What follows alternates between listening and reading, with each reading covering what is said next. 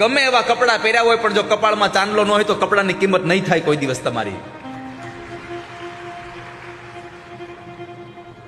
અને કપાળમાં તિલક હશે ને તો તમારા કપડાં મેલા હશે ને તો લોકોની નજર હારી જશે તમારા સામે. બાકી તમારું વર્તન સારું નહીં હોય તો કપડાં ધોયેલા હશે તો લોકો નજર ઉઠાવી લેશે તમારી બાજુથી, નહીં જોવે તમારી સામે. કપાળમાં તિલક કરશો વાલા ભક્તો.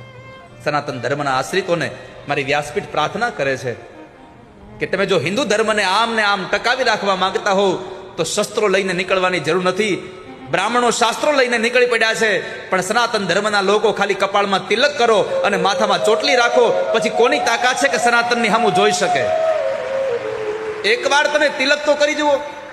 પણ આપણે તિલક કરવા નથી, મંદિરોમાં ક્યારેય ઝાલર નગારા વગાડવા જવા નથી, કથાઓમાં જઈને કોઈ દી બેસવું નથી, અને પછી ગામના ચોરે બેન કેવું છે કે સનાતન ધર્મને હાનિ બહુ થાય છે. પેલી હાનિ તો તમે કરો છો. તમે તો કપાળમાં તિલક કરો. અરે શિખા રાખવામાં શરમ આવતી તો કાંઈ વાંધો નહીં, ચાંદલો તો કરો.